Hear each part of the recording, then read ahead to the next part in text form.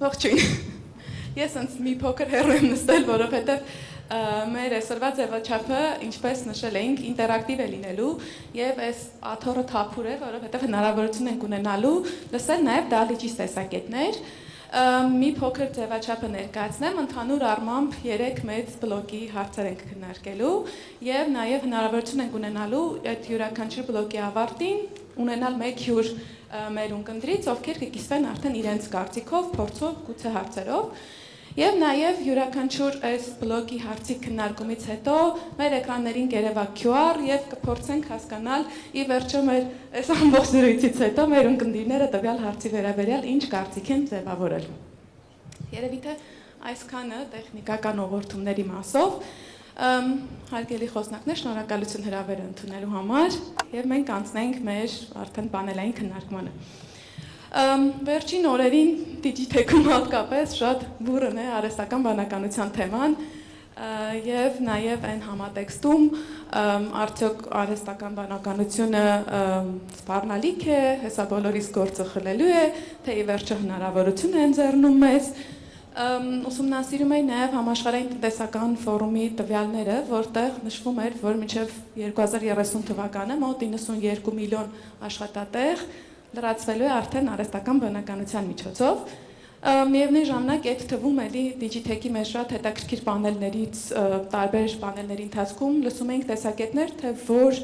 հմտություններն են, որի վերջո արհեստական բանականությունը չի կարողանում մարդու փոխարեն անել այդ էմոցիոնալ ինտելեկտը, առաջնորդությունը,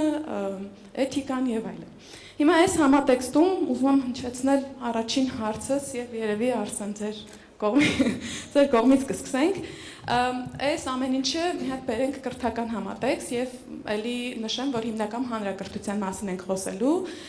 եւ արդյոք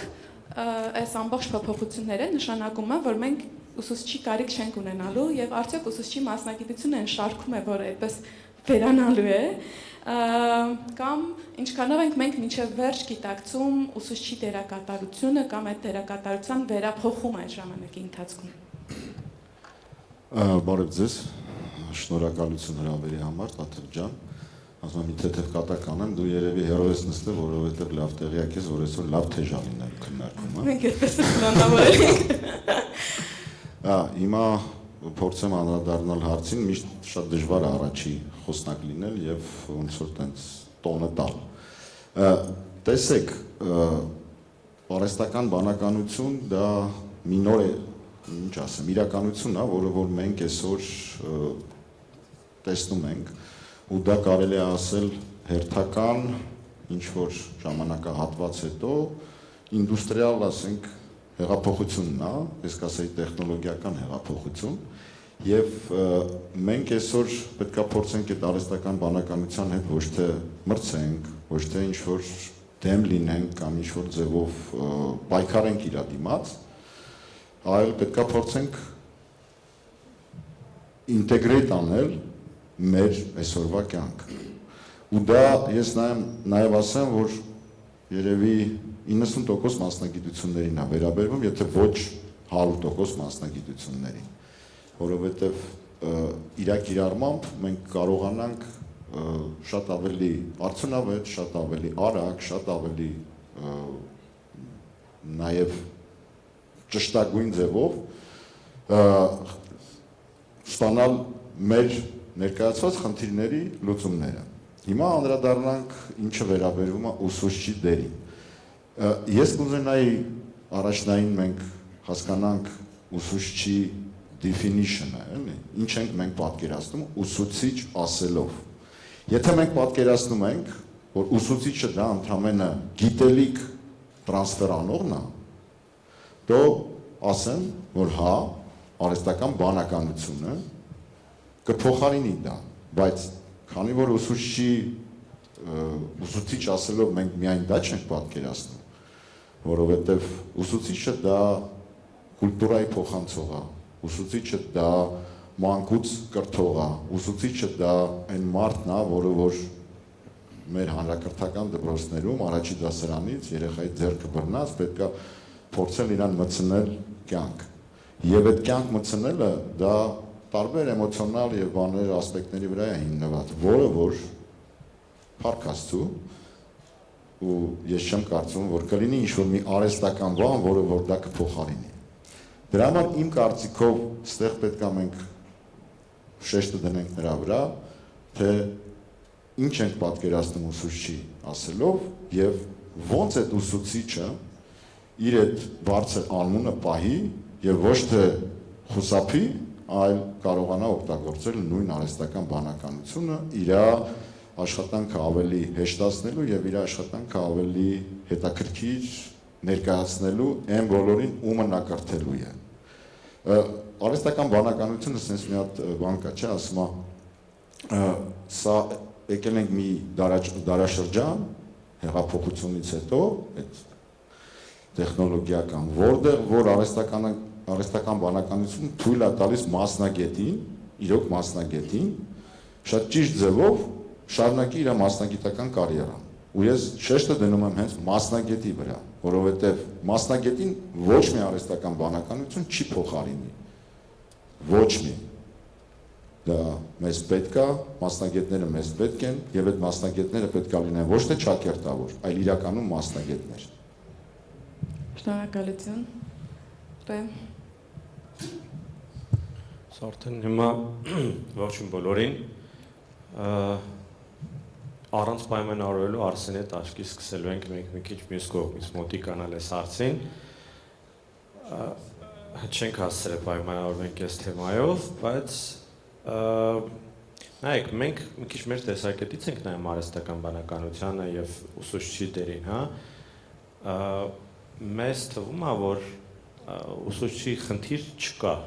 հա, դենք մտածում ենք արհեստական բանականությունը կգա ու այտենց ուսուցիչներին կփոխարինի, բայց մենք հաշվի չենք առնում, որ մենակ մենք չենք աշխարհում, եւ աշխարհում կան տասնյակ եւ հարյուրավոր պետություններ, որտեղ շատ մեծ ուսուցչի պակասություն կա, հա, որը եւ այդ պետությունները, այդ շրջանները օգտագործելով արհեստական բանականությունը թույլ են տալու, որ երեխաները կրթությանը նոր հենց նոր մենք վիդեո ենք նայում, ով որ ստեղ զարում տեսավ, հա Թումոյի վիդեոն, որ Հնդկաստանի ինչ-որ փոքր գյուղում իրենք կարողանում են արդեն ծրագրերի վրա աշխատել։ Դա հնարավորություն չի եղել տասնյակ եւ հարյուրավոր տարիներով, երբ որ Հնդկաստանում մարդիկ access չունեին education-ին։ Հիմա մենք չենք խոսում, որ արհեստական բանականությունը փոխարինելու է, որովհետեւ եթե ուսուցիչները լավն են իրենց գործ անում, ես դժվար է լինել փոխարինել։ Ես ավելի կասեի, որ արհեստական բանականությունը լրացնելու այն պակասը, որ մենք ունենք հիմիկվա դրությամբ։ Դա պակասը գնալով աճում է, մարդկային բնակչությունը աճում է, որովհետև եթե մենք նայում ենք տեխնիկական տեսակետից, երբ են ինչ-որ մարդուն կամ տեխնոլոգիան փոխարինում ուրիշով, երբ որ դա դառնում է ոչ էֆեկտիվ, կամ դառնում է թանկ, կամ դառնում է չի հասցնում, էֆեկտիվությունը չի հասցնում։ Բոլորը հասկանում են, բոլորը գիտեն, որ ուսուցիչները ամենաբարձր վճարվողները չեն, ասինքն իրենք են Սիլիկոնյան հովտի մի քանի 100 միլիոն վճարվող ծրագրավորողները չեն, հա, տենց որ իրենց փոխարինենք AI-ով փող խնայենք։ Բոլորը հասկանում են, որ մարդը պետք է մարդու հետ շփվի, ինչքան էլ տեխնոլոգիաները, այսինքն արհեստական բանականությունը իմ տեսակետից փոխարինելու է այն բաց թողումը, որ մենք ունենք աշխարհում։ Եվ հիմիկվա դրությամբ այն ուսուցիչները, որ կան, ստանալու են ընդամենը մի հատ գործիք, որը թույլ է տալու իրենց ավելի ուժեղ երևալ եւ ավելի լավ հասկանալ երեխաների բաց թողումները, այսինքն ինչ գապեր իրանք ունեն իրենց education-ի մեջ, ու շատ ժամանակ մենք բոլորս էլ հասկանում ենք, որ գնալով երեխաների քանակը ավելանալով դպրոցներում ուսուցիչը խնդիրի առաջ է կանգնում, որ չի կարողանում անհատական մոտիկանալ եւ ուսուցանել ցանկացած երեխայի եւ օգնել այդ երեխային բացվել։ Եվ մենք մեր երևի Արսենիս մանկությունում սովետական միությունում, հա մենք ձեր ենք երևի այդքան չնշեմ դրա մասին, բայց անդե նորմաները եղել են, որ ամեն ուսուցչին այսքան երեխա պետքա կցված լիներ եւ մեր կրթությունը մի քիչ էլ ավելի ուրիշ ա եղել, քան թե հիմա, երբ որ մի դասարանում տասնյակ երեխաներ են լինում եւ դաժե ցանկության նույնիսկ ցանկության դեպքում ուսուցիչը չի կարողանում անհատական մոտիվացիա ցույց տալ երեխաներին։ Իսկ արհեստական բանականության միջոցով, այսինքն մենք չենք խոսում, որ կփոխարինի դա դառնալու է ընդամենը գործիք ուսուցչին էլ ավելի լավ անելու իր գործը։ Ես մինչև դուք Ռայեսա ջան պատասխանեք, մի քիչ ավելի սրեմ հարց է, եթե այն դպրոցներում, որտեղ որ ուսուցչի պակասից մենք փաստացի տեխնոլոգիաներով, ինչ-որ արհեստական բանականությամբ լրացնում ենք այդ դասավանդումը, ինչու կամ որ դեպքերում է, որ ԱԲ-ն չի կարող փոխարինել ուսուցչին։ Շնորհակալություն։ Ես մի քիչ մոտենամ ավելի։ Ամեն դեպքում ես շարունակեմ Ռեմի խոսքը ու եւ ինչ որ տվյալներ բերեմ, ՅՈՒՆԵՍԿՕ-ի անցյալ տարվա հետազոտությունը փաստում էր, որ մինչև 2030 թվականը ուսուցիչների կարիքը ամբողջ աշխարհում լինել է 44 միլիոն։ Այդքան ուսուցչի կարիք է լինելու, որից իհարկե 15 միլիոնը աֆրիկյան երկրներում են, բայց ուսուցչի կարիքը պակասը դա ոչ միայն զարգացող երկրների խնդիրն է, այլ զարգացած երկրների, որը պայմանավորված է տարբեր գործոններով ու ես չեմ կարծում, որ ուսուցիչը փոխարինել է մոտակա ժամանակաշրջանում, բայց իհարկե փոխվելու է միգուցե դասավանդման ձևը ու փոխվելու է կրթությունը, արդյոք դպրոցը նույն տևողությամբ է լինելու թե ոչ, արդյոք կրթական աստիճանները նույն տեսքն են ունենալու, թե նույն տեսքը չեն ունենալու, եւ արդյունքում ուսուցիչը ելի հանդես է գալու որպես մենթոր կամ քոչ, որը ուղղորդելու է սովորողներին ու անդրադառնամ երկրորդ հարցին, որ իհարկե այդ մարդկային շփումը փոխազդեցությունը, որը կենսաբանական կարիք է, հնարավոր չի լինելու փոխարինել եւ ուսուցիչը այն մարդն է հանդես գալու, որը այդ փոխազդեցությունը, այդ մարդկային շփումն է ապահովելու։ Շնորհակալություն։ Հովսեփ, ինչ կավելացնես, հատկապես քո այդ ուսուցչի ինքնությունը հաշվի առնելով մի բան։ Ես իրականում հույս ունեի, որ մինչև ինձ մյուս փոխարինելու հույս ունեի, որ մյուս խոսնակները կպնդեն, որ ուսուցչին փոխարինելու արհեստական բանականությունը ու ես տենց որպես ուսուցիչների ներկայացուցիչ ստեղ պաշտպանեմ ուսուցիչներին, բայց հետո էլ Տաթևը չսրեց հարցը իմ խոսալուց առաջ, դրա համար մի քիչ բարդ է իրականում։ Ես կարծում եմ, որ ի վերջո նախ բոլոր կարծիքների հետ համամիտ եմ, չեմ ուզի հավաքական նույն բանը ասեմ, դրա համար մի քիչ ուսուցչի տեսանկյունից պատկերացնեմ, թե ինչի պատճառով հատկապես հնարավոր չի լինի փոխարինել։ Դասի ընթացքում երեխայի մի հայացքը, չգիտեմ, մի շարժումը լիքը բան ասում այդ երեխայի այդ պահի հոգեվիճակի կամ մտածմունքների մասին ու շատ հաճախ պետք է լինում համապատրաստից վայրկյանի 1000-ական մասի ընթացքում որոշումներ կայացնել, որը կրթության ընթացքը հենց այդ պահին դասի ընթացքը փոխելու է ու նմանօրինակ հարցերը, եթե ուսուցիչը կանգնած 20 կամ 30 աշակերտի ներկայությամբ կարողանում է քիչ թե շատ բոլորին պահել ուշադրության կենտրոնում ու տենց multitask որպես այդպեսին հասկանալ, թե որ երեխան այս պահին ինչի կարիք ունի ու այդ ամեն ինչը փորձել իրար կպցնել ու ճիշտ պահել իրան այդ տվյալ պահին, ոնց որ կարծում եմ այդ պահը արհեստական բանականության միջոցով դժվար կլինի փոխարինել, այսինքն էմոցիոնալ որոշումներ կայացնելու մասին է հիմնականում խոսքը։ Օրինակ ես վերջերս դասի կեսից ուղղակի աշակերտներից մեկը ասաց կարող ենք դասը դրսում շարունակել ու ընդհանրապես եղանակի տեսությանը նայելով ու տեսնելով որ վերջին արևային օրն է տարածաշրջանում ոնց որ ընդհանրապես ասացի հայ իհարկե կարող ենք ու դուրս եկանք դրսում շարունակեցինք դասը ես չեմ պատկերացնում օրինակ նման օրինակ իրավիճակները ոնց կարող արհեստական բանականությունը փոխարինի իսկ եթե ընդհանուր առմամբ վերցնենք կարծում եմ որ ինչպես ցանկացած ուրիշ գործիք ճիշտ օգտագործելու դեպքում միանշանակ օգտակար լինելու եւ կրթության ոլորտը ել ավելի արդյունավետ է դարձնելու արհեստական բանականությունը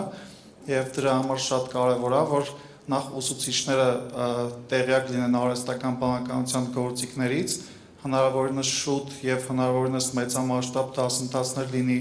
բոլոր ուսուցիչների համար նախատեսված պարտադիր որովհետեւ ոչ թե ուսուցիչները սկսեն պայքարել արհեստական բանականություն օգտագործող աշակերտների հետ, այլ իրանց փորձեն ճիշտ ուղղորդել արհեստական բանականությունը ճիշտ օգտագործել սովորելու ընթացքում, քանի որ հարցը ձևակերպելու ձևից արդեն շատ տարբեր տեսակի պատասխաններ են գեներացվում արհեստական բանականության միջոցով ու կարծում եմ, որ այստեղ նաև կարևոր է հասկանալ, որ եթե արհեստական բանականության գործիքները սխալ ենք կիրառում, այդ նաև կարող է վնասել ու կարծում եմ, որ շատ կարևոր է հատկապես հիմա դուք շեշտեցիք մասնագետների պահը, կարծում եմ, որ գիտելիքը արհեստական բանականության ժամանակաշրջանում շատ ավելի է արժևորվում ու կարևորվում, քանի որ եթե դու չունես բավարար գիտելիքներ, շատ դժվար է ճիշտ ձևակերպել քո միտքը, որի միջոցով քեզ անհրաժեշտ ինֆորմացիան կամ նկարը կամ մի ուրիշ բան կգեներացվի։ Շնորհակալություն։ Ուրեմն կարծեմ։ Ես մի փոքր սրելու դաշտ եք գտել ոնց հասկանում։ Ես մի փոքր մեջբերում անեմ ու ավելացնեմ, տեսեք, եթե մենք նայում ենք, ասենք փորձում ենք զուգահեռներ անցկացնել, ասենք ուսուցչի աշխատանքը եւ նաեւ IT-ում աշխատողների։ IT-ում կա տես մի հատ բան, ծրագրավորող, որը որ կարելի է լայնորեն ասել դա ինժեներներ են եւ կան կոդավորողներ։ Կոդավորողները դա այն մարդիկ են, որոնք որ նոր մի քիչ առաջ էլի հերթական պանելային քննարկումներ, որոնք որ կներեք, բայց 3-4 ամիս ինչ որ մի հատ ծրագրավորման լեզու են սովորել ու դրա հիման վրա սկսել են ասենք ինչ որ փող աշխատել, սենց ասեմ։ Բայց չունենալով այդ հիմնովի ֆունդամենտները, որը որ պետքա որ ունենա ինժեները։ Հիմա մենք ստեղ մի հատ շատ լավ բառ կա, որը որ մենք ոնց որ թե այդքան էլ չենք օգտագործում մեր առօրյայում։ Մենք օգտագործում ենք ուսուցիչ, բայց կա շատ լավ բառ, որը չգիտեմ ինչի է դուրս եկել մեր բանից, այդ լեքսիկոնից, դա մանկավարժն է։ Այդ մանկավարժը դա այն ինժեներն է, կոպիտ ասած մեր բանով, որը որ ոչ թե միայն ուսուցանում է, այլ նաև մանկուց վարժեցնում է ու Ինչին է վարժեցնում։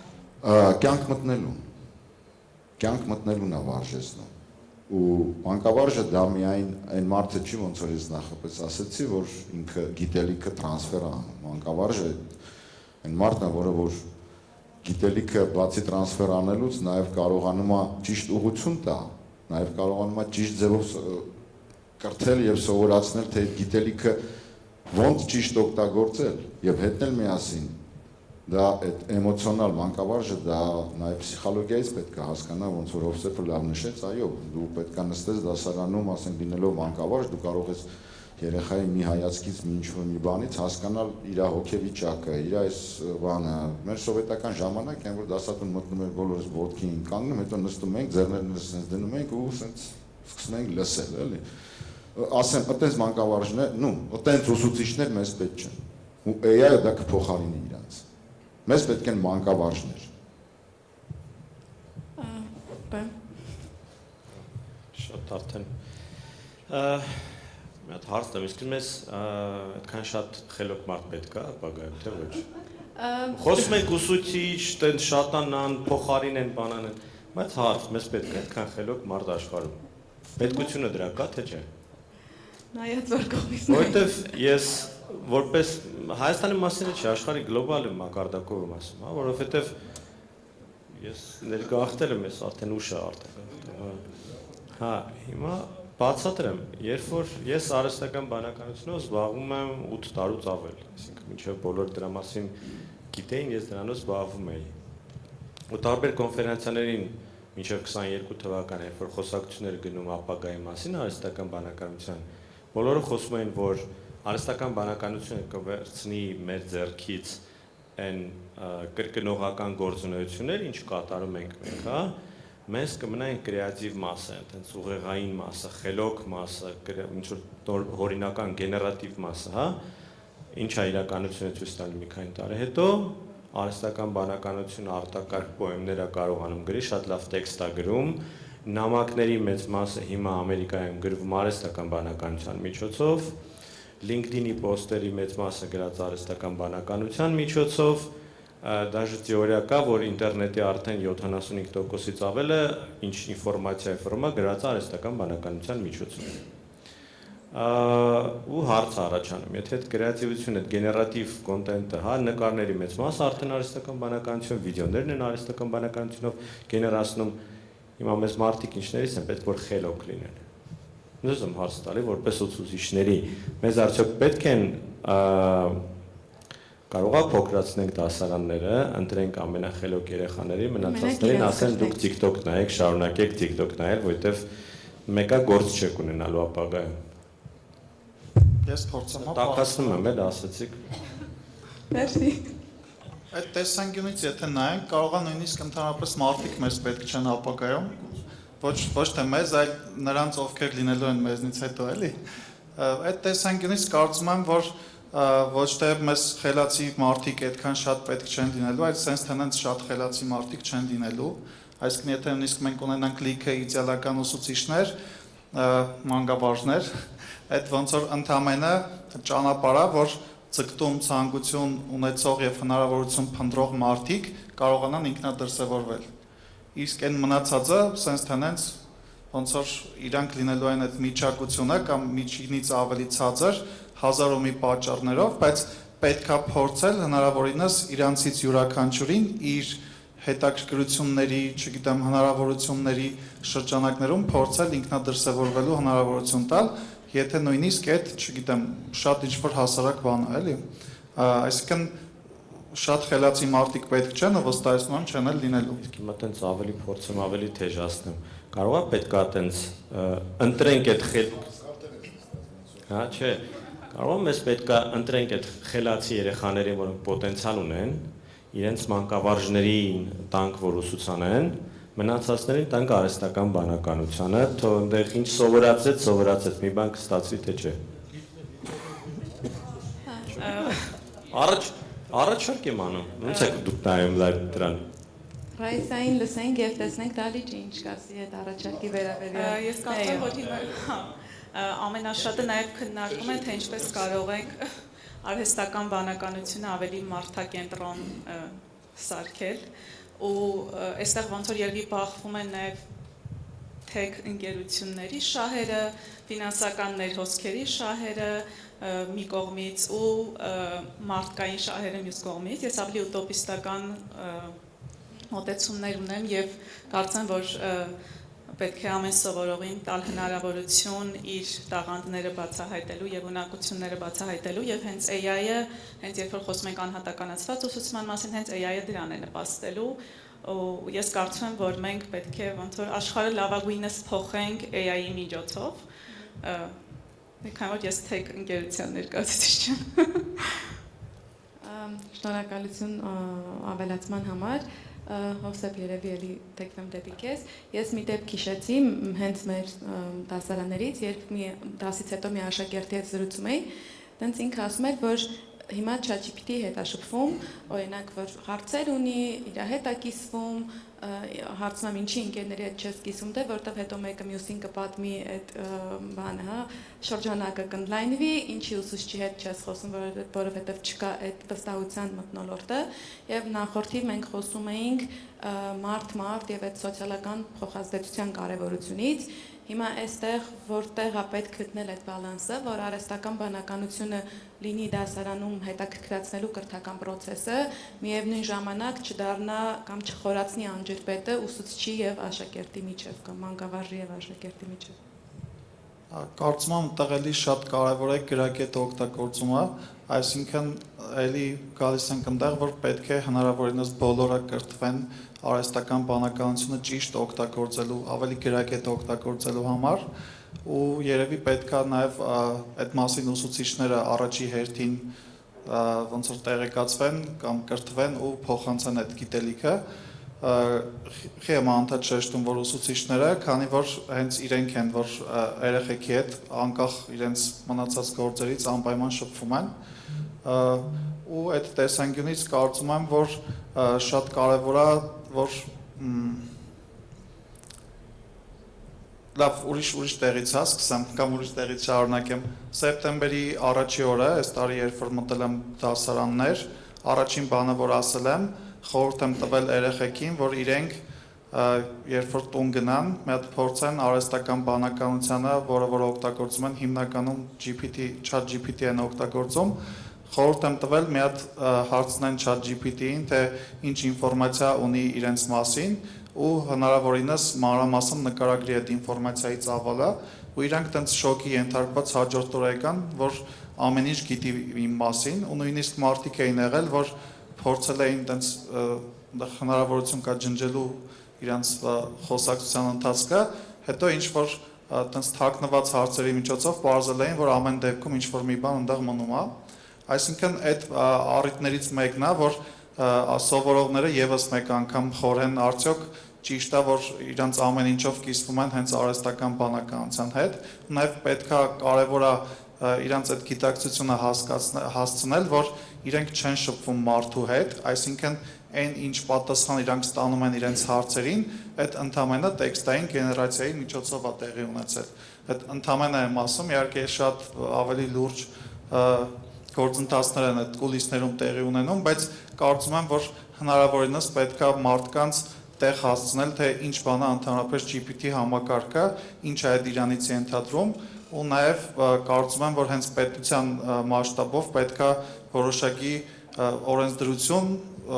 կամ չգիտեմ ուղեցույց, որը որ կօգնի մարդկանց ավելի ճիշտ ու ավելի գրագետ օգտվել այդ ամենից։ Շնորհակալություն։ Հա։ Մեր ժամանակներում էլ ամենախելոք բանը կալկուլյատորն էր, էլի ինքը մեր հասանելությունում։ Մեր երեխաները, հիմա ցանկացած երեխա վերցրեք, ասենք, չգիտեմ, 3 տարեկանից մինչև 10 տարեկան, համակարգչի հետ այնց լավ աշխատում, ոնց որ մենք այդ տարիքում դաժե մոտիկ չէինք կարա համակարգչին այդպես օգտագործեինք, որովհետև իրանք ծնվել են համակարգչի դարում։ Հիմա այն երեխաները, որոնք կծնվեն հիմա, այս արհեստական բանականություն, իրանց համար դա նորմալ է լինելու։ Իրանք այդ խնդիրը չեն ունենալու, որ ChatGPT-ն մեր մասին գիտեն, որովհետև երբ որ իրանք ծնվել են, դա արդեն նորմայի մաս է եղել։ Դու շատ մեծ խնդիր է առաջանում, որ այս generation beta-ն են, հիմա չգիտեմ, beta-ն է գալի, չէ, alpha-ն անցել ենք արդեն, beta-ն է կարծեմ, եթե չեմ սխալվում։ Իրենց համար արհեստական բանականությունը ոնց որ նորմալ բան է լինելու, ոնց որ մեր համար երևի ավտոբուսներն են, հա, ոնց ինք ավտոբուս օգտագործում։ Այդ կալկուլյատորի վերաբերյալ երևի դալիճում կլինեն մարդիկ, որոնք որ հիշում են, որ կալկուլյատորով չէր կարելի օգտվել։ Ու ասենք միշտ այդ հարցը իմ մոտ ծագել է, ինչի չի կարելի օգտվել կալկուլյատորով, եթե դա ավելի արագացնում է, ասենք ինչ-որ մի process։ Հիմա նույնն էլ ստեղ է, ասենք, մենք պրոգրեսի դեմ չենք կարա գնալ։ Մենք պետք է կարողանանք այդ պրոգրեսին համահունչ գնալ առաջ։ Եվ ուսուցչի դերը նա չի, որ ինքը կարողանա արգելել կամ չարգելել երեխային օգտվել ChatGPT-ից կամ չօգտվել ChatGPT-ից կամ, չգիտեմ, մեկ ուրիշ մոդելներից։ Ուսուցչի դերը ինձ թվում է նա, որ ինքը կարողանա երեխային սովորացնել օգտվելու հետ մեկտեղ, ոնց ճիշտ դա կիրառել իր կյանքում, ոնց ճիշտ դա կիրառել եւ ոնց դա ճիշտ մղել մարդկության բարիք ստեղծելու, այլ ոչ թե չարիք ստեղծելու։ Դա է լինելու ուսուցչի դերը, որովհետև այդ երեխան, ասենք, հələ դեռ ինտերնետի գալու հետ մեկտեղ, ես հիշում եմ մեր ուսանողական տարիներին մենք եթե ինչ-որ մի քննություն պետք է հանձնեինք, կարող է օրերով գրադարանում հերթ կանգնեինք, որ այդ մի կոնկրետ գիրքը վերցնեինք ու կարողանայինք պատրաստվել քննությանը, բայց ինտերնետի հետ գալու մեկտեղ, ասենք, այդ խնդիրը վերացավ։ Հիմա շատ ավելի լուրջ է, որ ու հետն էլ միասին այդ ChatGPT-ից սովորել եւ ChatGPT-ին ճիշտ օգտագործել, համ պետք է երեխան սովորի, հետն էլ միասին ուսուցիչը պետք է սովորի։ Ես այստեղ ուզում եմ փոքր հավելումը եւ լսենք Դալիճը այս մասին ինչ կար։ Ուզում եմ նշել, որ այդ անջրպետ արդեն կար։ Այսինքն սովորողի եւ ուսուցչի մեջ իսկապես անջրպետ կար, ՏՀՏ զարգացմանը զուգընթաց։ Ու շատ հաճախ սովորողներն էին ուսուցիչներին օգնում, օրինակ, չգիտեմ, համակարգիչ միացնել, համակարգչից օգտվել, ինչ որ ծրագրեր բացել եւ այլն։ Այսինքն արդեն դա կար ու հիմա երևի թե մեծագույն խնդիրն է ինչպես անել, որպեսզի ուսուցիչները հասնեն այնտեղ, որտեղ որ սովորողներն են, որտեղ սովորողները արդեն կան։ Շնորհակալություն այս հատվածի կարծիքների համար։ Մեր ներկաները մտածում են, որ արհեստական բանականությունը ավելի շուտ ուսուցչին օգնական է, քան ուսուցչին փոխարինող 92 եւ 8% հարաբերակցությամբ մեկ առավելագույն 2 րոպեի շրջանակներում մեր թափուր աթոռը կարող է հյուրընկալել դահլիճից ինչ-որ մեկին, ով կուզենա համեցեք, ես առաջին ձեռք էստեղ եմ տեսել, խնդրեմ միայն ժամանակի հանդեպ զգայուն լինենք։ Ես ուզում եմ հանդես գամ որպես ծնող, որը նաև շատ խիստ հետաքրքրված է IT տեխնոլոգիաներով, որ մի քանի հակադարձություններ անեմ, սկսեմ Արսենի կարծիքին, որ ուսուցիչին ուզում ավելի շատ որպես մանկավարժ ներկայացնի, ես որպես ծնող, քանի որ բազմիցս տարբեր թեմաներով բարբերաբար խնդիրներ եմ ունեմ դասատուների հետ տարբեր արժեքային համակարգերի անհամապատասխան պատճառով, դրա համար ես օրինակի համար կարող եմ ես լիբերալ եմ, իսկ դասատուն, չգիտեմ, ավելի պահպանողական է, դրա համար ես դասատուից ակնկալում եմ հենց դասատու եւ ուսուցիչ լինել, ոչ թե մանկավարժ, եւ որ ակնկալում եմ, որ ուսուցիչը չզբաղվի իմ երեխաների վարժումով։ Դրա համար ավելի հակված եմ նրան, որ իրանք լինեն ինֆորմացիայի փոխանցող, գրագետ հաղորդող, բայց ոչ դաստիարակող եւ վարժեցնող։ Հիմա բացատրեմ, ես մտածում եմ, որ ուսուցիչները ոչ թե պետք է օգտվեն արհեստական բանականությունից, այլ պետք է սովորեցնեն երեխաներին օգտվել արհեստական բանականությունից։ Ու ինչքան արհեստական բանականությունը խելացիանում է, այնքան երեխաները պետք է խելացիանան, որ խելացի դառնան, որպեսզի կարողանան օգտվեն, sense պրիմիտիվ օրինակ բերեմ, երբ որ դուք շարքային քաղաքացուն հարցնում եք 2/2, ինքը ասում է 4, երբ որ դուք մաթեմատիկին եք հարցնում 2/2, ինքը պատասխաները, որ քո ելային տվյալները շատ քիչ են։ Եթե դու չես ասում, թե որ հաշվարկման համակարգում է, ինքը չի կարող պատասխանի։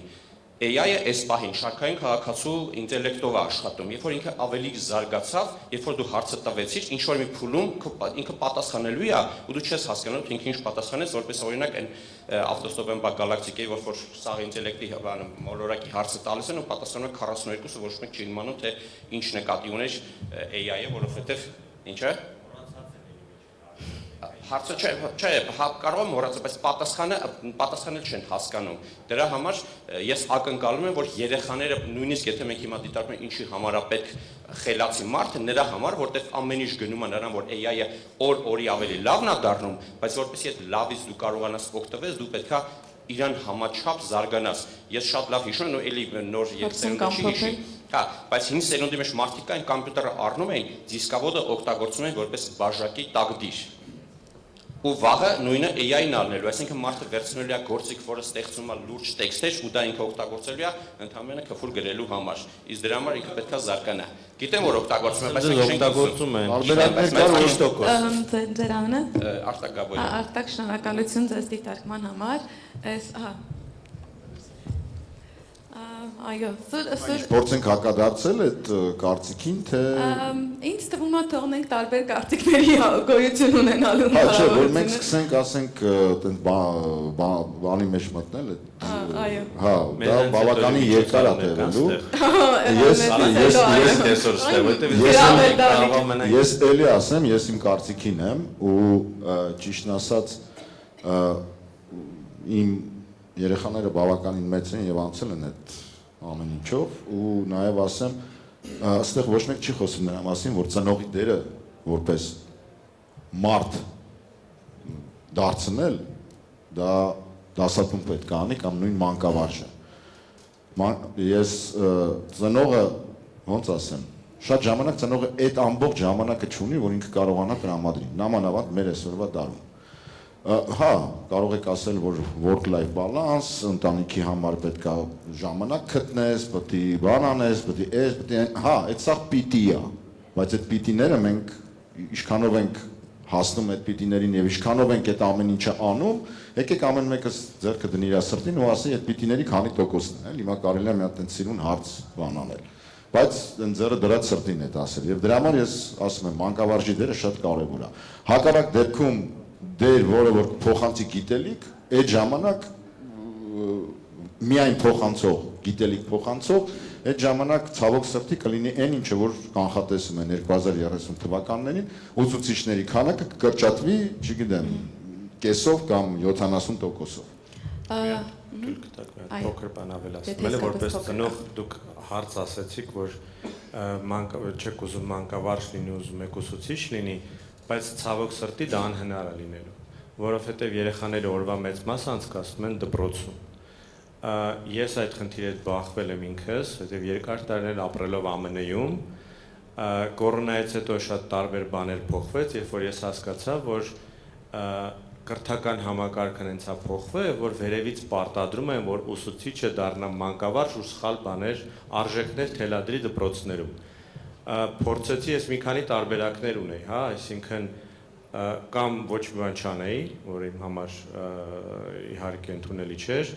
կամ գտնել ինչ-որ տենց դպրոցներ, որտեղ հնարավոր տենց մի քիչ բան են անում, բայց քանի որ դա վերևից էին բրդում, ավելի դժվար է լինում գտնել, կամ homeschooling անել, բերել է երեխաներին տուն, ես նստեի կողքը, ես իրենց դասավանդեի, ես դառնայի այդ մանկավարժը, բայց ցավոք չէի կարող դա հենց թույլ տալ, եւ ես որոշեցի 4 տարբերակ անել, ես այդ ունեի ամերիկացիները չունեին, ես տեղափոխվեցի հետ Հայաստան։ Ասենք ես 16-17 տարի ԱՄՆ-ում ապրելուց հետո դա իմ դարավեն կետը, որ ես երեխաներին վերցրեցի, բերեցի Հայաստան, որտեղ Հայաստանում կան մանկավարժներ, որոնք արժեքներ են սովորացնում եւ իմ մեծ աղջիկս արդեն ապրելով մի քանի տարի Հայաստանում, մի օր եկավ, ասեց շնորհակալություն, որ բերել ես մեզ Հայաստան,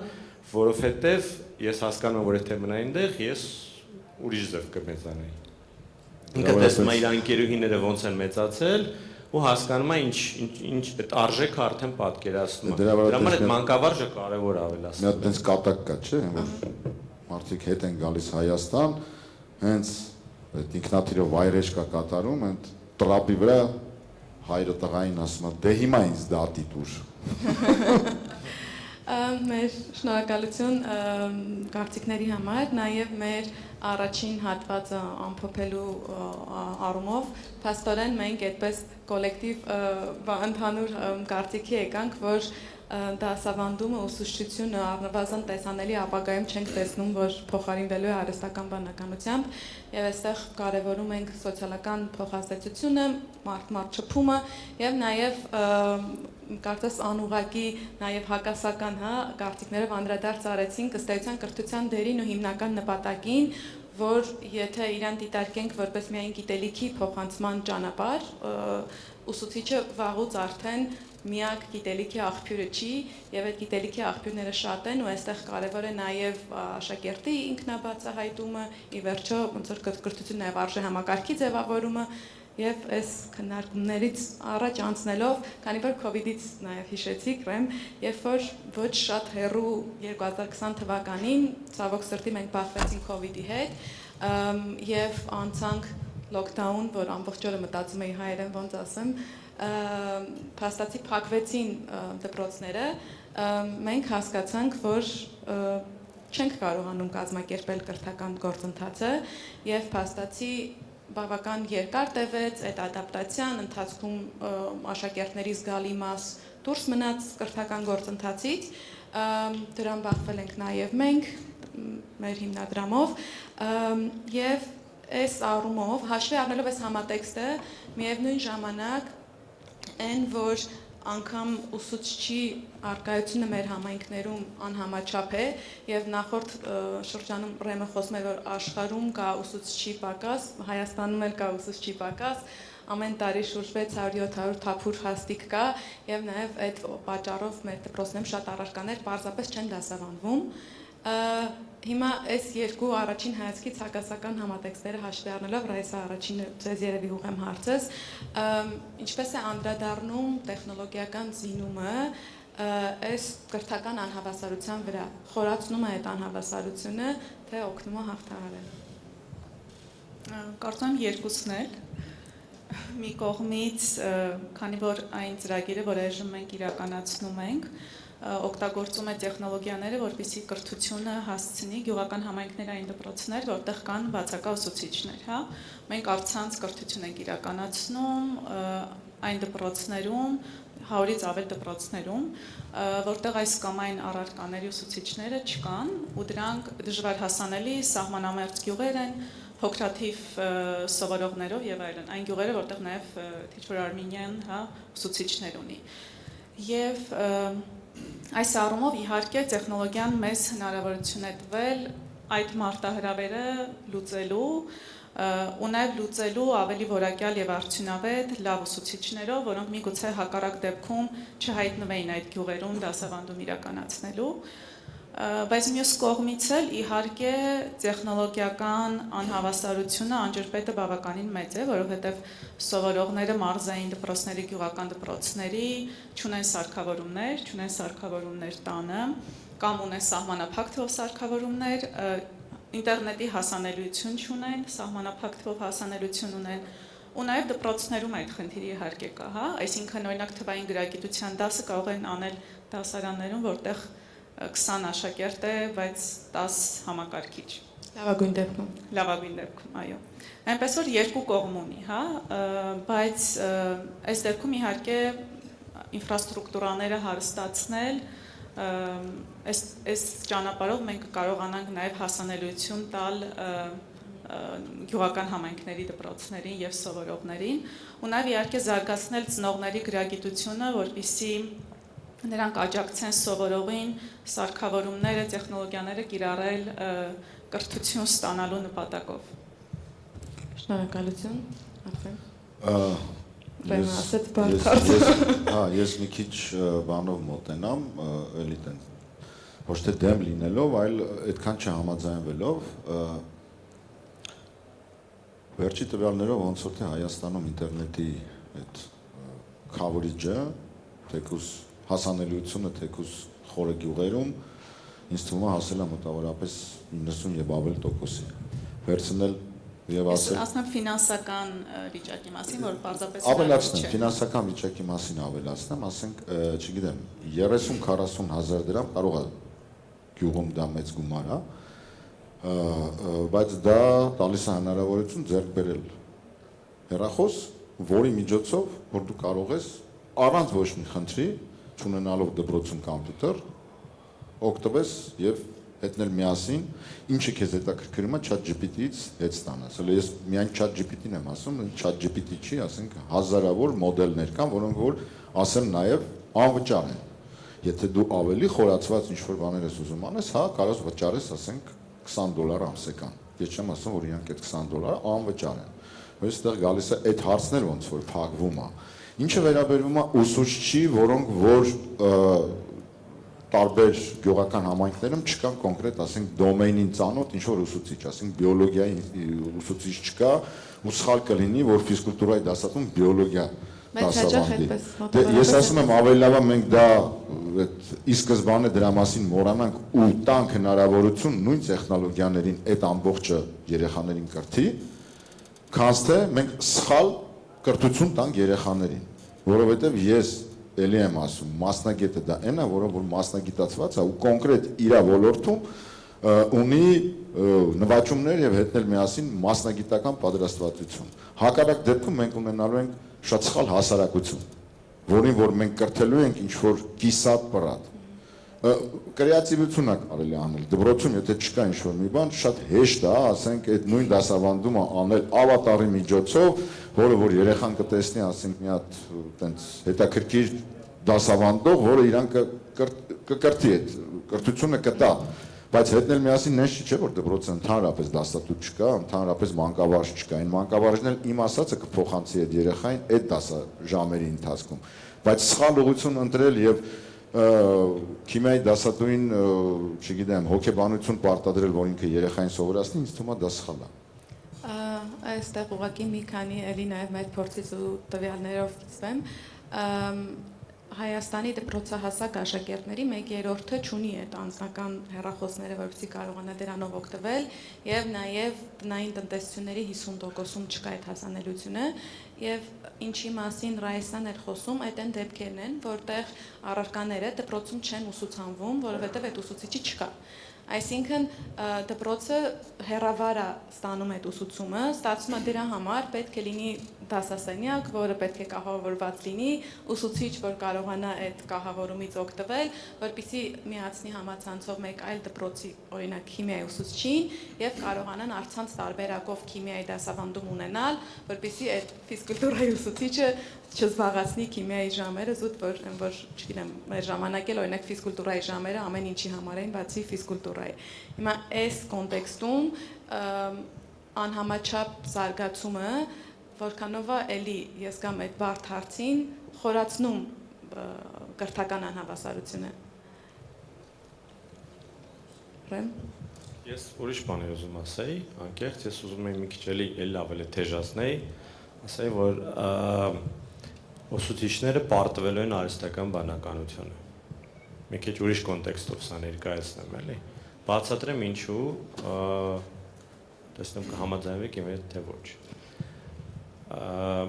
Ցավոք սրտի կրթական համակարգը ավելի դանդաղ է զարգանում, հա, ձևափոխվում, քան թե տեխնոլոգիաները։ Ու հասկանալի ֆակտ է, տեխնոլոգիաները ամեն օր նամանավանդ վերջի տասնամյակում, հա, ասենք տեխնոլոգիաները շատ արագ են զարգանում։ Կրթական համակարգը չի կարող այդքան արագ ձևափոխվել, բայց դա բերում է մի հատ շատ մեծ խնդիրի։ Հիմիկվա դրությամբ ԱՄՆ-ում հարցումներ էին արել, միջին եւ ավագ դպրոցի երեխաների 98%-ը ուզում են մեծանան դառնան ինֆլուենսեր։ 98%-ը, որտեվ իրենց Իսկ այն 2%-ը ինչա դառնան։ 2%-ը չեն կողմնորոշվել դեռ ինչ են ուզում դառնան, չեն հասկացել, հա։ Ամենք վեր 5 րոպե ունենք ընդ։ Ինչա սոցիալական ցանցերը բոլորի համար գաղտնիք չի, բոլորի այն առօրյա time waster-ներն են կարելի ասել, հա։ Ուրիշ ստատիստիկա ասեմ, Gen Z-ների, երեխաների հիմիկվա դրությամբ մեծ մասը ինֆորմացիան մանագալի TikTok-ում։ Նույնիսկ Google-ն է տուժվում այդ պատճառով, որ իրանք ինֆորմացիան ոչ թե արդեն Google-ից են ման գալիս, այլ մանագալի TikTok-ում։ Հիմա բացատրեմ։ Ցավոք սրտի նույն սոցիալական հարթակներում STEM կոնտենտը շատ մինիմում է։ Հայկական էկոհամակարգում, նույն TikTok-ում STEM կոնտենտ չկա։ Հիմա հարց է առաջանում, ինչի ուսուցիչները չեն գնում TikTok, այսինքն այնտեղ, որտեղ երեխաներն են, որ իրանք առօրյա իրենց ժամանակը մեկ այնտեղ անցկացնում են եւ փորձեն այդ կոնտենտը այնտեղ ավելացնել, որ այդ կոնտենտը իրենց աչքով ընկնի։ Ինչու դա չեն անում։ Ես դա նույնիսկ բարձրաձայնել եմ TikTok-ի ղեկավարությանը եւ խնդրել եմ նույնիսկ իրենց հետ ինչ-որ թեթև պայմանավորվածություն կար, որ content-ի բան անեն, contest անեն, STEM content-ի, որ ուսուցիչներ ավելի լավ content կանեն, որտեղ իրանք իրեն հասկանում, որ education-ը շատ կարևոր է ապագա generation-ների համար։ Բայց որպես հարց, ինչի ուսուցիչները դեռ TikTok-ում content չեն նկարում, որը հասանելի կդառնա երկար ժամանակահատվածում եւ շատ մեծ ավելի աուդիտորիայի համար եւ ոչ միայն այն երեխաների, որոնք մտել են entertainment-ի հետևից։ Քանի որ մենք շատ ժամանակի սղություն ունենք, դալիճում ունենք ուսուցիչ, որ ցանկանա այդ հարցին պատասխանել, բայց խնդրեմ մոտեցեք էս, չէ, էս մեր թափուր աթոռը եկեք օգտագործենք, դուք մոտեցեք, հա, եթե կարելի է։ Բայց խնդրեմ սենց առավելագույնը 1 րոպե ընթացքում ինչու ուսուցիչները TikTok-ում Շվետա Սարգսյանն եմ, այդ ինչ խնդիր որ դուք բացատրեցիք, հենց այդ խնդրի լուծման համար, օրինակ ես անձամբ հարթակ եմ հիմա ստեղծում, արդեն 6 ամիս է, իսկ դրա պատասխանն է, որտեղ չեն վճարվում։ Այդ ուսուցիչները չեն ստեղծում կրթական հետաքրքիր բան, որտեղ չեն վճարվում, որտեղ սոցիալական ցանցերի մոնետիզացիան մի քանի ձևով է կատարվում, կամ դիտումներով է լինում, կամ paid partnership-ի միջոցով է լինում, իսկ որպեսզի իրանք կարողանան իրենց կուրսերը սարքեն կամ գդավաճառվելիք լինի։ Կուրսեր սարքեն, վաճառեն։ Իրենք կարող են նկարեն 30 վայրկյանանոց մի հատ խելոք վիդեո առանց ոչ մի տես տեխնիկայի եւ կիսեն իրենց բանով։ Իրենք կարող են իրենց դասը նկարել, տալ արհեստական բանականությունը կտրտի 30 վայրկյանանոց փուճուր հետաքրքիր ֆրագմենտների եւ դա տեղադրեն սոցիալական ցանցերում։ Չեն վճարվում դրա համար։ Դե էլի ստացվում է, որ այստեղ հարցը արդյոք չկան այնքան էնտուզիաստներ, որ ցանկանում են դա անեն, որովհետեւ հասկանում են, որ իրենց այդ կրթությունը կարևոր է ապագա generation-ների համար, էլի սերունդների համար։ Ստացվում է, այո, սա թողնենք որպես բաց հարց դահլիճում արկա հնարավոր ուսուցիչների համար եւ ըստ էության մեր այս բլոկի ամփոփումը նրա մասին է, որ մենք այդպես համարյա համաչափ մտածում ենք, որ տեխնոլոգիաները օգնում են մեզ հաղթահարել կրթական անհավասարությունը, միևնույն ժամանակ նաև խորացնում են անարդարությունը։ Ըստ էության այն ինչ որ մեր քննարկումն էլ երկու մասի բաժանվեց, իմ երևի վերջին հարցը, ինչ վերջին հարցը ի վերջո այս ամբողջ քննարկման բանում շրջանակներում ունենք երկու, հա, առանցք, մեկը տեխնա կամ ՏՏ-ն, մյուսը կրթությունը։ Հիմա եկեք, քանի որ այդպես բոլոր կրթաթեքերով հավաքվել ենք, հասկանանք ինչ ունեն իրար տալու այս երկու ոլորտները եւ ոնց է հնարավոր մեծացնել սիներգիան էլի ի նպաստ կրթության զարգացման, անհավասարության հաղթահարման եւ զուտ մի փոքր դիտարկում, որ Դասավանդիր Հայաստանը այդ թվում խոստացա, որ թեք որ Արմենիայի մասին խոսեմ, մենք հաշվի առնելով, որ ուսուցիչների պակասի մոտ 50%-ը վերաբերվում է STEM ուղղություններին, առանձին մի հատ նախաձեռնություն բացեցինք, որը կոչվում է Tech for Armenia եւ ՏՏ ոլորտի STEM կրթություն ունեցող մարդկանց առաջարկում է նաև իրենց աշխատաժամանակի շաբաթական 10-ից 15 ժամը տրամադրել եւ դասավանդել դպրոցներում եւ նույնժամանակ շարունակելով մնալ իրենց աշխատանքում, քանի որ հեռավար աշխատանքը ընդունելի է։ Հիմա այս կողմից սկսենք, նաև այդ օրինակը մոդելը եւ դու էլ որպես այդ մոդելի կարգառուն ներկայացուցիչ, այդ դրա միջոցով ինչ է տալիս, ինչ են այդ ոլորտները իրար տալիս, ինչ հնարավորություններ կան, բայց շատ խնդրելու եմ, որ առավելագույնը 1 րոպեի շրջանակներում սահմանափակվենք։ Իհարկե շատ բարդ է 1 րոպեի ընթացքում այդ լայն արձակ բանի մասին խոսել, սկսեմ։ Ուրեմն նախ հանրակրթությունը այն ոլորտն է, որը որ թույլ է տալիս թեք ոլորտում աշխատող մարդկանց չկտրվելու իրականությունից, մասնավորապես շփվելու երեխեքի հետ ու տեսնելու այն Հայաստանը, վախենում եմ ասել իրական Հայաստանը, որը որ կա իրենց օֆիսներից դուրս։ Այսինքն այն բաբլը, որի մեջ շատ հաճախ հայտնվում են IT ոլորտի մասնագետները, այդ բաբլից դուրս գալուն է շատ օգնում, տեսնելու այն բոլոր խնդիրները, որ այս պահին կան ու ապագայում սպառնում են մեզ ու մեր պետությանը, ու ոնց որ վերարժևորելու այդ ամեն ինչը ու հասկանալու, թե դու ինչպես կարող ես քո փոքրիկ լուման ներդնել այդ ամեն ինչի մեջ, որպեսզի մենք ի վերջո հասնենք եւ կրթության արդարությանը հասանելի դարձնելու համար կրթությունը հնարավորինս շատ աշակերտների, երեխաների եւ նաեւ միասին ու տենց տքնաճան աշխատանքի շնորհիվ կերտելու այն պետությունը ու այն ապագան, որ ուզում ենք տեսնել, այդքան է երևի։ Շնորհակալություն։ Շնորհակալություն Հովսեփ ջան, Ռայսա։ Ես կարծում եմ, որ այն էնտուզիազմը, որ կա թեք համայնքում ու այն փորձը, որ կա, կարող է օգնել կրթությանը, այստեղ համաձայն եմ, որ կրթությունը իսկապես ավելի դանդաղ է փոխվում, փոխակերպվում, քան տեխնոլոգիան է փոխակերպվում ու երևի այդ նորարարությունը պետք է հնարինս արագ համագործակցության միջոցով բերել կրթություն։ Շնորհակալություն։ Ռեմ։ ՏՏ ոլորտում հիմա խոսակցություններ են գնում, որ արհեստական բանականությունը լիքը մարդկանց փոխարինելու է, բայց իրականությունում ստացվել է, որ ոչ թե արհեստական բանականությունն է փոխարինելու մարդկանց, այլ արհեստական բանականությունը մարդկանց փոխարինելու են մարդիկ, որոնք օգտագործում են արհեստական բանականությունը, եւ դա վերաբերում է բոլոր ոլորտներին։ Այսինքն այն ուսուցիչը, որ ապագայում չի օգտագործելու արհեստական բանականություն, ցավոք սրտի ինչ որ դեպքերում դուրս է մնալու այս նորարարություններից եւ երեխաներն էլ արդեն ուրիշ ձև են վերաբերվել այդ ուսուցչին։ Ես այդպես եմ պատկերացնում։ Այսինքն ստացվեց, որ կրթությունը պիտի մոտենա տեխնոլոգիաներին։ Հարցը մի քիչ պրովոկացիոն է։ Բռնած չեմ ասում, մոտիկանա, ձեր բռնած պետք է առաջ գնան։ Շնորհակալություն, Արսեն։ Արագ ասեմ, որ ես լիովին համաձայն եմ Ռեմի ասածի հետ, ոնց որ մտքերս կարդար, չգիտեմ այդ ոնց եղավ, որ բառ առ բառ ասեց այն ինչ որ ես ուզում ասեի, բայց եկեք մի հատ ուրիշ բանի մոտ գնանք, եկեք չփորձենք պայքարել։ Իրոք պետք չի պայքարել արհեստական բանականության հետ, այլ պետք է իրան ճիշտ օգտագործել, որտեղ ի վերջո այդ նույն արհեստական բանականությունը մեր ստեղծածն է։ Մենք ենք դա ստեղծել, որ մեր կյանքը հեշտացնենք։ Եվ եկեք փորձենք իրան ճիշտ օգտագործել, այլ ոչ թե իր դեմ պայքարել։ Հիմա թե անունը ոնց կդնենք կրթությունը, կգա դուրը կծեցի, թե բանը, թե կգնա կրթության դուրը կծեցի։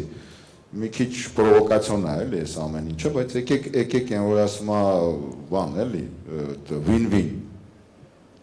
Դա ամենաճիշտ գաղափարն է։ Իրականում այո, հարցադրումը պրովոկացիաներ, բայց դուք կարող եք հանգիստ սպասել, որովհետև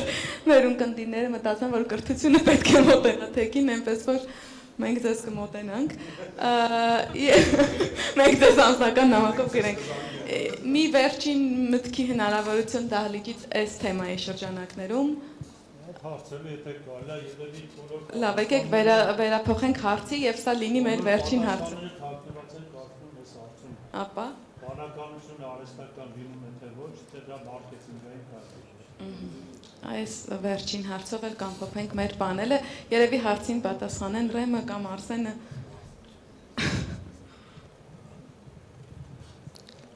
Ասեմ, որ դա էլ է պրովոկացիոն,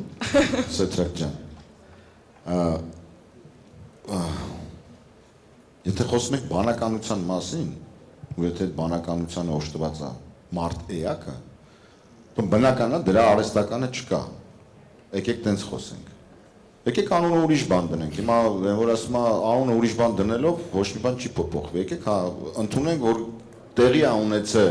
տեխնոլոգիական հեղափոխություն, որին համատեղ մենք պետք է գնանք։ Հիմա ուզում ես անունը դնենք բանականություն, ուզում ես անունը դնենք, չգիտեմ, պրոբլեմ լուծող ինչ-որ մի գործիք, բայց մենք բանականություն մենք մեզ թակարդի մեջ ենք։ Չէ, ես օրինակ տենց չեմ կարծում, ես չեմ համարում, որ ինքը ինձնից ավելի լավ, տենց տարբեր,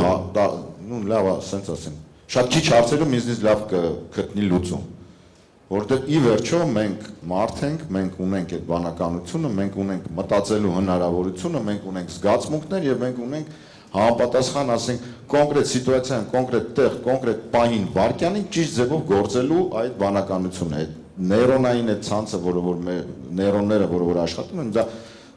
չգիտեմ, այդ ամենափոքր ժամանակի բանը որն է, ասենք, դա արագ քեզ կարող է անի, բերի լուծման, մինչև դու ChatGPT-ին գրես կամ չգիտեմ, մյուսին գրես, այս կողմ, որ ասում է ուշ է։ Շնորհակալություն, իդեպ այդ թեմայով Digitech-ում էլ մի շատ հետաքրքիր քննարկում կար, արդյոք արհեստական բանականությունը բանական է, պես որ այդտեղ էլ բավական հետաքրքիր բացատրություններ կան, բայց քանի որ մեր ժամանակը սպառվել է եւ թեման այլ բանի մասն էր, իմ շնորհակալությունը մեր խոսնակներին եւ ունկնդիրներին եւ տենց խորը հավատով, որ ամեն դեպքում տեխնոլոգիական այս առաջընթացին առնվազն Հայաստանում մեր պատկերացրած կրթությունը տեխնոլոգիայի հետ ձեռք-ձեռքի տված է, ոչ թե մրցում կամ պայքարում է տեխնոլոգիայի դեմ, այնպես որ եւ մենք կգանք արդեն հավասարվել է ստացումը, այո, եւ մենք կմոտենանք տեխնոլոգիական համայնքին եւ ինչպես տեսնում ենք Այսա մի քիչ մի երկու բառ էլ ասեմ, խնդրեմ երկրորդ տարբերակի օգտին քվեարկեք, ովքեր նորեն եկել։ Վերջ։ Այս դրական նոտայի վրա ամփոփենք պանելը, շատ շնորհակալություն։